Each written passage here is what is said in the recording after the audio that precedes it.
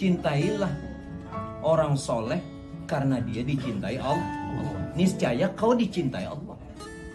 Kalau dalam hadisnya begini, kun ma'allah, hendaklah engkau serta Allah. Jika engkau tidak bisa serta Allah, hendaklah kamu beserta dengan orang yang orang itu serta Allah. Niscaya engkau akan disampaikannya kepada Allah. In kunta ma'ahu, kalau engkau sertanya. Jadi kalau contohnya gitu, contoh mudah ya. Kita punya mobil, nyetir juga ndak bisa. Ikut saja dengan orang yang punya mobil atau ikut dengan orang yang bisa nyetir. Kalau supirnya sampai, penumpang sampai. Iya, itu contoh mudah. Yang cinta tadi seperti itu. Tetapi maaf ya, minta maaf sekali lagi. Kalau di dalam hadis kan dikatakan al-ulama warathatul anbiya. Ulama itu kan pewaris, tapi tidak semua ulama pewaris Nabi. Ulama itu Nabi katakan dua. Ada ulama zahir, ada ulama batin. Yang dikehendaki itu adalah ulama batin. Nah, bukan sekadar ulama zahir. Kalau ulama zahir justru Nabi mengatakan begini. Nanti di akhir zaman kata Rasulullah, banyak ulama ahli pidato. Ahli pidato. Nah, ulama yang seperti ini yang dikatakan Nabi, yang terlebih aku takuti daripada Dajjal, ulama ulama jahat. Dia cuma menerangkan tentang pahala, ganjaran, surga neraka, dia sendiri tidak ngerti. Umat ini dibimbing ke jalan Tuhan, bukan sekedar untuk mengejar pahala. Kalau pian-pian semua yang usia seperti ini dibimbing dengan pahala, apa ndak malu? Maksudnya gini, pahala itu kan upah. Kalau seusia bapak diajarin tentang upah, apa ndak malu? Ngerti? Orang tua kok diajarin upah. Nah, kenapa kita tidak mengenal orang yang punya surga? Ya, yang punya pahala, kenalilah. Nah, itu ulama, itu pewaris para nabi. Itu yang jangan. Maka itu Rasulullah katakan, jangan sembarangan duduk dengan ulama. Karena ulama tadi ada duduk zahir. Tidak semuanya. Hati. Tapi jangan juga kita mengatain orang. Cuman kitanya yang waspada. Kan Bang Nafi udah bilang kan, waspada. Benar. Ruh sama kalbu apa beda? Oh gini. Sebenarnya kalbu bisa berarti hati, bisa berarti ruh. Ya. Kalbu bisa berarti hati, bisa berarti ruh. Sebenarnya dia satu wujud. Tapi arahnya kemana? Karena arahnya berbeda, maka sebutannya juga beda. Kalau kalbu diartikan hati, maka itu yang dinamakan bisa berubah-ubah. Pendirian ini berubah-ubah. Lalu kalbu itu diartikan hati. Kalau kalbu diartikan ruh, nah ini tiada lain adalah sir, rahasia tuh, yang tidak bertempat, tidak berupa, tapi ada. Ini. Bapak lihat saya, lihat ya. Bapak dengar saya. Ya, dengar. Sudah dua ini. Nah, Bapak tadi ngangguk-ngangguk, bergerak ya? Bergerak ya? Ya bergerak ya. Nah, ngangguk-ngangguk. Tuh, kakinya. Tuh. Nah, hidup ya? Hidup. Nah, ayo, lihat, mendengar, bergerak, hidup. Ngomong, bicara. Ini namanya ruh. Dia tidak punya ruh. Lupa. Ruh itu ruhullah, ruhnya Allah. Ruhnya Allah. Kenapa dibilang ruhnya Allah? Karena dia rahasia Tuhan melalui nur. Tuhan menyatakan dirinya dalam rupa nur. Nur menjadi sekalian ruh. Menjadi sekalian ruh. Sedangkan ruhnya itu ada pada diri. Makanya kata Tuhan, kulli ruh min amri Robbi. Ruh itu perkara. Tapi jangan katakan ruh itu Tuhan. Tapi ruh itu adalah mazhar Tuhan, kenyataan Tuhan. Lain namun tiada. Bisa dipaham? Hanya jangan katakan Tuhan, namun tiada lain. Jadi jangan lagi mencari Tuhan. Ambil contoh mudah. Contoh mudah saja. Ini apa nih? Mangkok. Terbikin dari apa? Plastik. Jangan katakan mangkok itu plastik. Jangan katakan mangkok itu. Paham? Namun hanya satu-satunya yang jadi mangkok itu adalah esa enggak? Itulah Tuhan dan hamba. Jadi yang makna esa, yang sering kita bilang esa, Tuhan beserta makhluk satu-satunya, tidak ada yang lain. Qul huwallahu ahad. Itu makna esa. Tuhan beserta makhluk satu-satunya. Nah, makhluk yang kita katakan makhluk itu sebenarnya siapa? Itu cuman kata-kata. Subhana man khalaqal asya wa huwa ainuha. Maha suci Tuhan yang menjadikan sesuatu. Kalau yang menjadikan kan disebut tuh Tuhan atau Khalik, gitu kan? Kalau yang dijadikan sebutannya makhluk. Padahal Subhana man khalaqal asya. Maha suci Tuhan yang menjadikan sesuatu. Wa huwa ainuhu, padahal dialah sesuatu itu. Mudah-mudahan bisa dipaham. Cuman jangan katakan sesuatu tadi atau makhluk tadi Tuhan, namun dialah satu-satunya. Tidak ada wujud yang lain. Qiyamuhu ta'ala. Boleh diucapkan itu ya. Jangan. Dipahami saja ya. Dipahami saja. Kalau diucap makhluk saja. Jangan Tuhan. Jadi kalau dibilang ini Tuhan, kita juga boleh orang. Hancur dunia persilatan. Jadi dia dulu ya, ketika dia berpindah, berubah nama. Iya. Barangnya hanya itu saja. Zatnya satu. Satu. Zat yang satu, rupanya yang berbeda-beda. Contoh, ini tadi dari apa? Plastik. Nah, yang jadi plastik itu tidak hanya dia jadi mangkok, apalagi sebut gelas, piring, itu sifat kan? Sifatnya yang berubah, zatnya tetap. Mau jadi apa? Jadi langit, jadi bumi. Apa yang ada di langit, apa ada yang di bumi. Zatnya cuma satu, Zatullah Ta'ala. Jadi bagaimana guru cara kita mengesahkan kepada diri kita sendiri? Sebenarnya cara mengesahkan itu cuman kita menyadarinya. Saat kita menyadarinya, saat itulah esa. Bukan mengakuinya. Jelas ya? Kalau mengakuinya nanti semua jadi Fir'aun. Jelas? Saat kita menyadarinya, disitulah kita mengesahkan. Intinya kita cukup mengenal guru ya. Setelah kita kenal, tidak perlu kita sebut kembali. Tidak. Berarti itu yang rahasia tadi. Ya. Jadi rahasia itu begini. Rahasia, yang dikatakan rahasia itu bukan tersembunyi. Ya, saking nyatanya, saking jelasnya, saking terangnya. Gimana lagi saya sebut? Saking nyatanya, saking jelasnya, saking terangnya.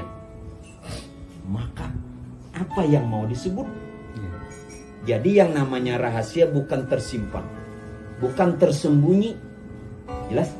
Itu salah kalau mengatakan rahasia tersembunyi. Salah. Kalau rahasia itu tersembunyi, ngapain Allah bersifat wujud? Wujud artinya apa? Ada. Setiap yang ada Setiap yang ada terang, jelas, nyata, dan terlihat. Kalau dikatakan rahasia tersembunyi itu salah. Lalu bagaimana perkara gaib? Gaib kan? Gaib yang dimaksud bukan tidak ada. Gaib itu tidak dilihat dengan mata, hanya tidak dilihat dengan, yang dilihat apa ini? Bukan plastik kan?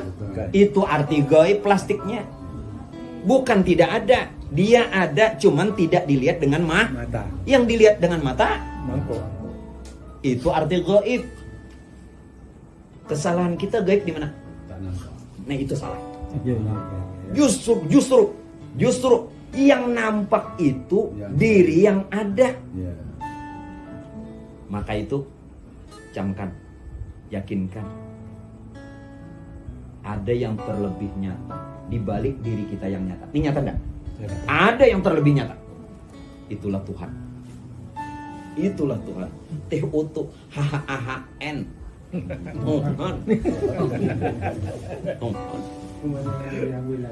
Hah? Coba dipahami saja ya. Mau gimana lagi? Iya, coba dipahami saja. Jelas? Jelas. Jadi di situ kala lisanuhu, kelu lisan mau mengata apa? Dikatakan plastik bukan, dikatakan mangkok bukan, dua-duanya bukan. Dikatakan mangkok padahal dia plastik. Dikatakan plastik padahal sudah nyata. Kala lisanuhu, kelu lisan untuk mengatanya. Kalau sudah kelu, Diam. diam bukan tidak tahu karena sudah tahu. Iya. Justru udah tahu, bukan nak tahu. Pak, fotokan saya. Tolong fotokan saya. Untuk saya cetak nanti. Bagus ya. Saya tunggu dulu. Duduk aja. Duduk aja. Nah, duduk aja. Jadi nanti kan ada kenangan saya kerjaan nih dan tunggu. Lanjut pertanyaan. Mungkin.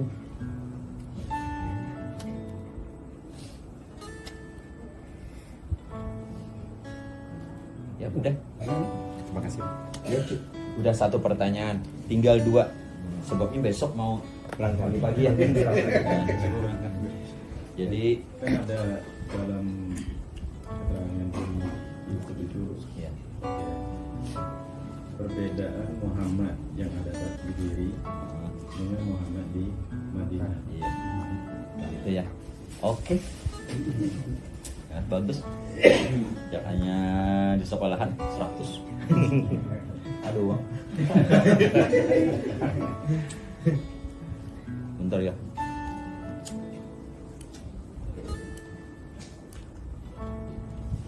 Muhammad. Siapa Muhammad?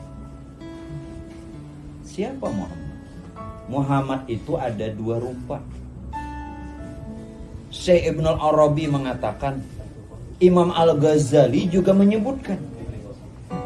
Kurang apa? Imam Al-Ghazali itu gelarnya saja Pak, Kutubul Ulum, kutub ilmu. Bisa kami ganti tempat. Sekarang gini. Boleh? Jadi posisi ya.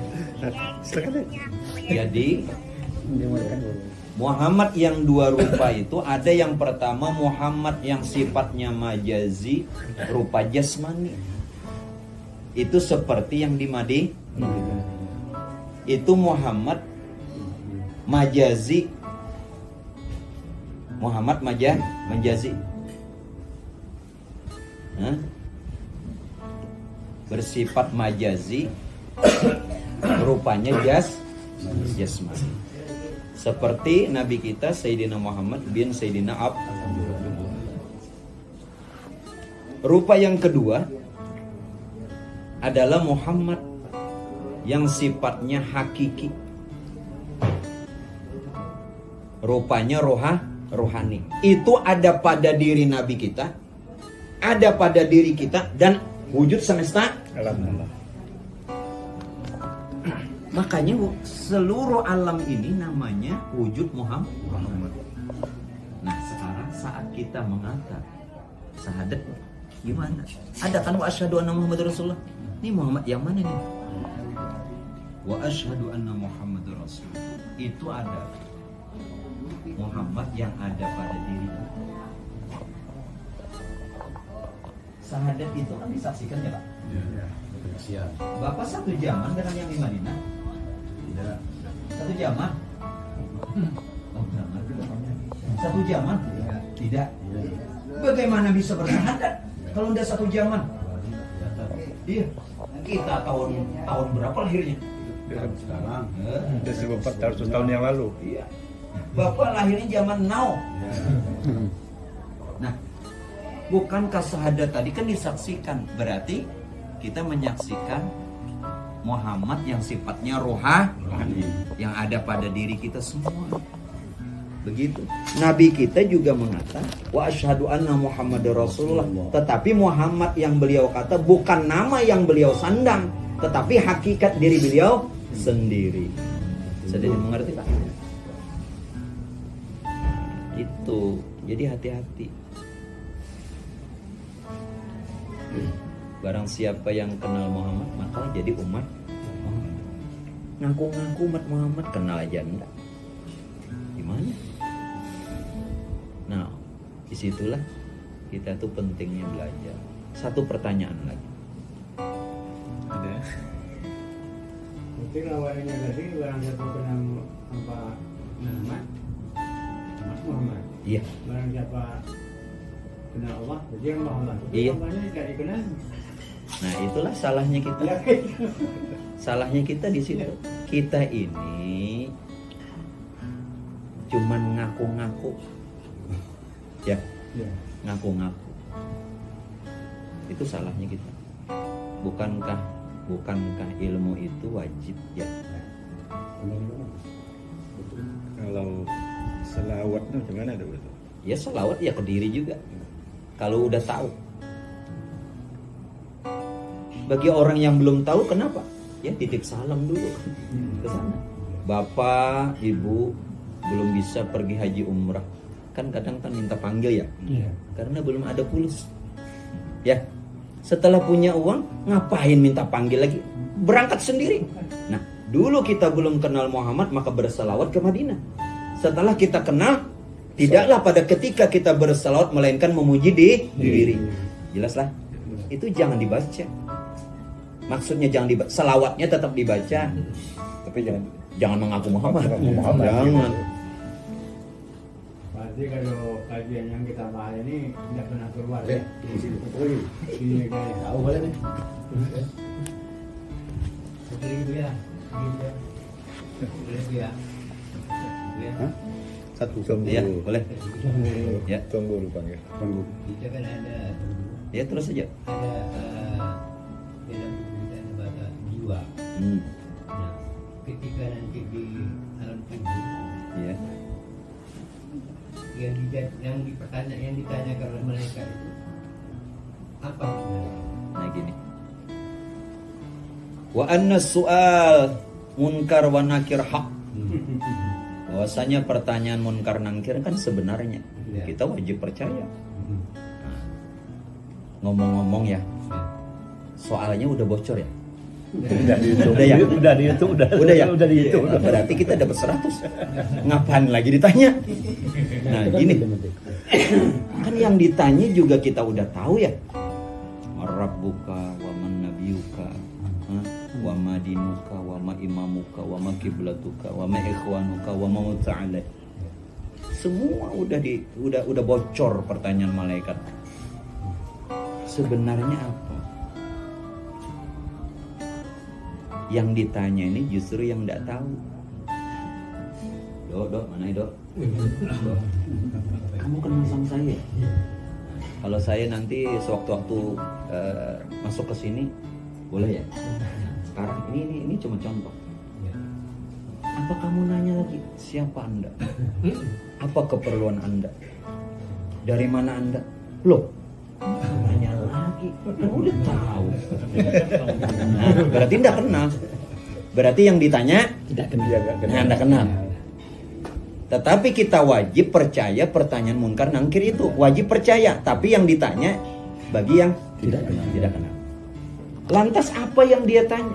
Yang dikatakan munkar nangkir itu justru ruh jasad kita sendiri. Ruh jasad kita itu munkar nangkir. Ruh menanyai jasad. Pertanyaannya itu bukan merebuka. Dia cuman satu pertanyaan. Ya manhu. Siapa? Ruh menanyai jasad. Kata jasad, akulah wujud Nur Muhammad itu. Esak, kekal. Wa yabqa wajhu rabbika dzul jalali wal ikram. Kalau sudah kekal, dua saja kemungkinan. Di dalam kubur dah hancur atau hilang. Hidup seperti mana dia hidup waktu di dunia. Bukankah Quran mengatakan, janganlah engkau mengira, menduga orang yang berjihad di jalanku, kata Allah, mereka mati. Bal ahya, mereka hidup. Kenapa tidak?